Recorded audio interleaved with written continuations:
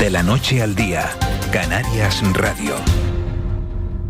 8:21 de la mañana. Vamos a hablar de un asunto, voy a pedir además de la memoria de Ángeles Arencibia y Juan Bettencourt, que afecta a la isla de Tenerife, porque, Juanma, estamos hablando de un tema de 1990, que es cuando comenzaron los planes para construir un circuito del motor en Tenerife. Lo que pasa es que esto luego se retrasó, creo que fue en 2012, cuando se presentó el proyecto y la primera piedra, y el Cabildo ahora es cuando va a presentar, parece que un avance más.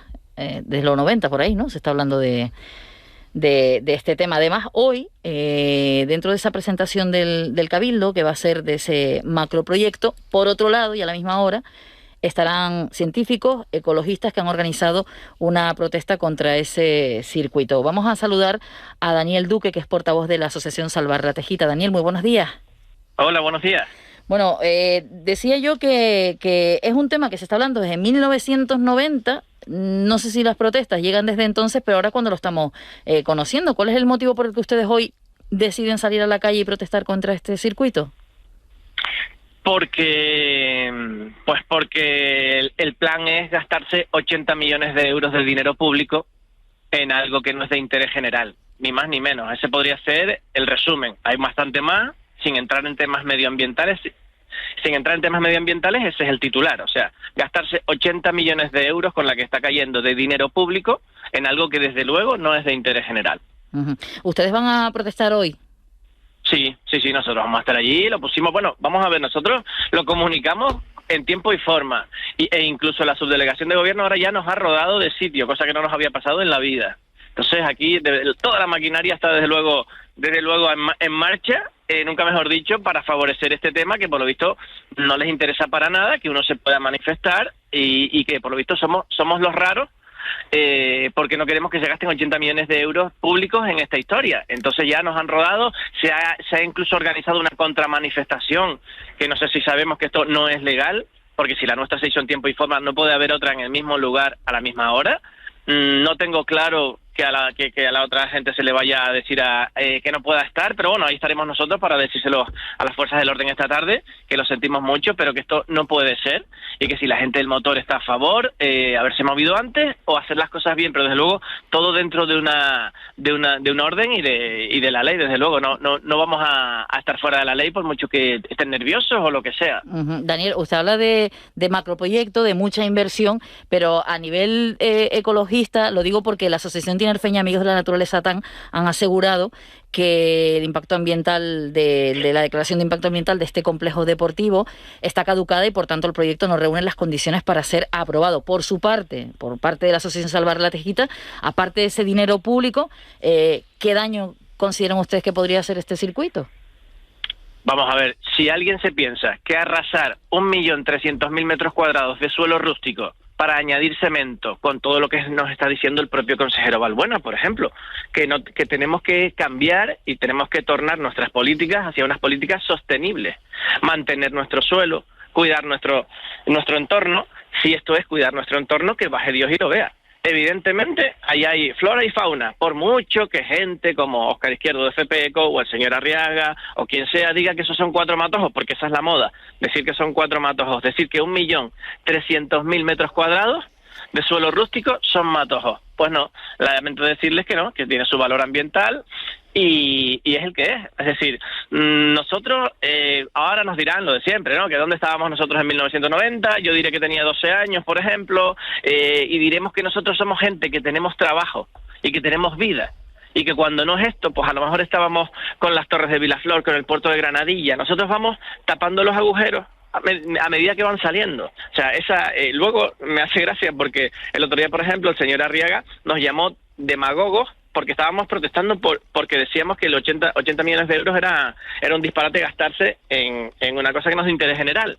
Nos llamó demagogos y a la misma vez dicen que somos los que estamos en contra de todo, o sea, en contra de un proyecto que no tiene la declaración de impacto ambiental en orden. Y luego, a la misma vez, se atrevió a decir que, por supuesto, hay dinero para un hospital, por ejemplo, que es lo que decimos nosotros, que sin tener hospital del norte y del sur terminado, ¿cómo se atreven a hacer esto? Pues automáticamente, después de llamarnos demagogos, dijo que por supuesto hay dinero para un hospital del sur y uno del norte.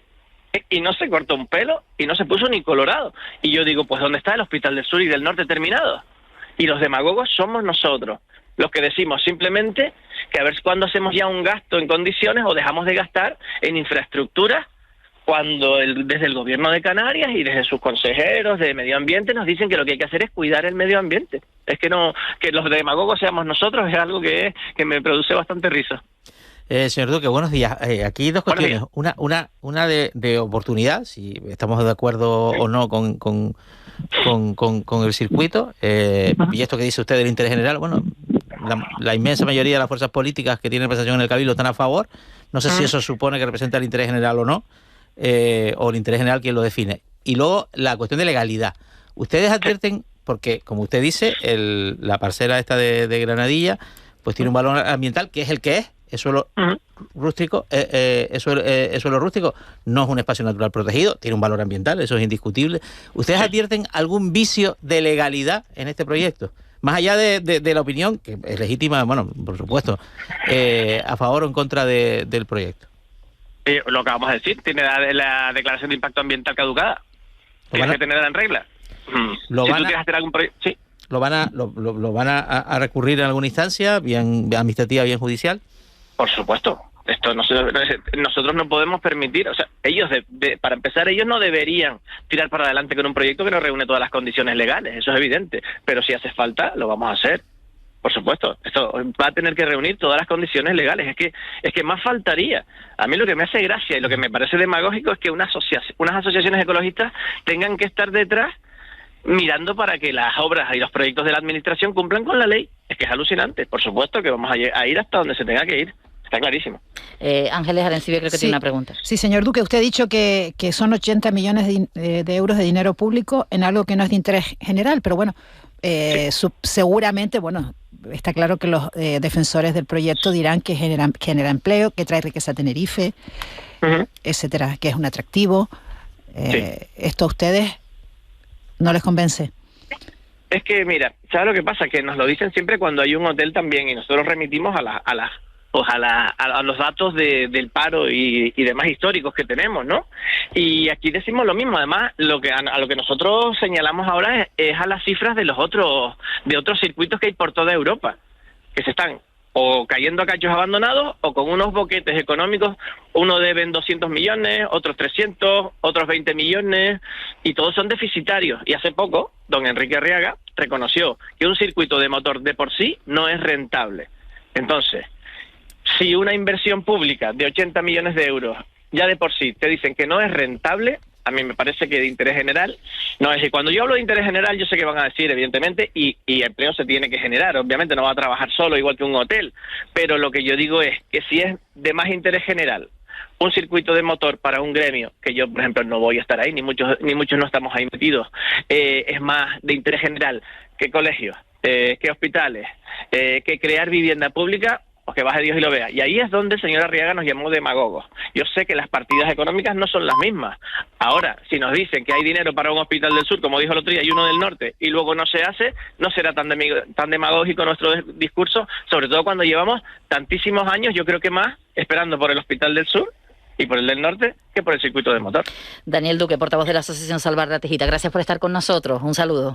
A ustedes, gracias. Bueno, pues esto es la parte que está en contra. Nos han llegado algunos mensajes que si no íbamos a poner la parte que está a favor, pues sí, porque está con nosotros el vicepresidente del Cabildo Insular de Tenerife, Enrique Arriaga. Señor Arriaga, muy buenos días. Muy buenos días. Bueno, hoy se presenta ese circuito del motor por parte del Cabildo de Tenerife. ¿Qué novedades o qué vamos a conocer de nuevo de ese circuito que llevamos tantos años hablando? Bueno, pues vamos a conocer de primera mano pues lo que tiene que ver con la imagen corporativa, lo que tiene que ver con las redes sociales, página web, los contratos de comercialización y las características técnicas del proyecto definitivo del circuito. Uh-huh. Y en cuanto a la situación en el Cabildo, lo digo porque el grupo Sí Podemos Canarias en el Cabildo de Tenerife ya ha asegurado que investigará cuánto dinero público se va a gastar en ese acto de presentación. Han exigido también por parte de Coalición Canaria datos sobre este asunto. Sí, bueno, no hay ningún tipo de problema, son expedientes públicos que los grupos políticos del Cabildo tienen acceso a él, no hay ningún inconveniente. De hecho, este viernes han pedido en comisión plenaria y se les dará la información necesaria. Uh-huh. Y por esa información de ATAN que dice que la declaración de impacto ambiental del complejo deportivo está caducada. Bueno, la constancia que tengo yo es que la declaración está en vigor. Y para los que dicen, señora Arriaga, como Daniel Duque, que esto no es de interés general y que hay otras necesidades que con ese dinero se podrían solventar en la isla. Bueno, vamos a ver, lo estaba diciendo y yo lo sigo manteniendo. No empecemos a comparar porque también se sacó el mismo debate cuando empezamos a hablar del Tren del Sur, que eran más importantes los hospitales y los colegios. Yo le recuerdo al señor que los hospitales y los colegios dependen del Gobierno de Canarias. Es el Gobierno de Canarias que tiene que poner sus partidas necesarias para esas infraestructuras. El Cabildo tiene otras competencias, como son las infraestructuras deportivas, para los cuales, bueno, pues han hecho campos de fútbol artificial por toda la isla, el plan de piscinas, el plan de terrenos de lucha, el estadio de Tíncer, etcétera, etcétera. Ahora se está haciendo la piscina del Puerto de la Cruz de unos 15 millones de euros, y entre los planes de las infraestructuras deportivas que está haciendo el Cabildo de Tenerife está el circuito del motor. Cada partida y cada área tiene sus presupuestos, y si vamos a empezar a entrar en este tipo de actitudes demagógicas de decir, no, es que es más importante un colegio, pues sí, claro que es importante un colegio, y claro que es importante un hospital del norte y del sur. No será el Cabildo culpable de que no estén los hospitales del norte y del sur, será el Gobierno de Canarias el que tenga esa competencia. Lo que no podemos es empezar a mezclar un mensaje muy fácil y muy populista para intentar desviar la atención. Señora Arriaga, buenos días. Buenos días. Por aclararlo un poco, ¿usted está en condiciones de asegurar que esa declaración de impacto ambiental del proyecto del circuito del motor del sur de Tenerife está vigente? Pues claro, es que si no estaríamos siguiendo con los trámites administrativos. La administración pública tiene una serie de controles internos que van controlando todas las fases de los proyectos y de las licitaciones, y seguimos dando los pasos conforme nos marcan los técnicos de la corporación. Por eso la declaración de impacto ambiental sigue en vigor. Entiendo que es del área de ordenación del territorio del Cabildo, ¿no? Bueno, la declaración de impacto que se emitió en su momento la emitió en aquel momento fue el Gobierno de Canarias, pero bueno, hubo un cambio de normativa y ahora el órgano ambiental está en el Cabildo. Sí. Una pregunta más por mi parte. ¿Por qué este circuito va a ser rentable económicamente con la inversión pública que va a suponer?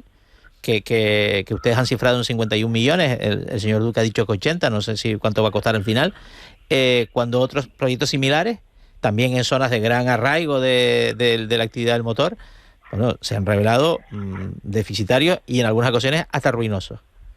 Bueno, si lo comparamos con ciertos proyectos que evidentemente han sido ruinosos y que son complicados, pues claro que sí, como es el circuito de Valencia, como puede ser el circuito Motorland, como puede ser otros circuitos mal gestionados. En este caso, tenemos que tener en cuenta una cosa: el estadio Heliodoro, por ejemplo, donde juega el Tenerife, no es rentable.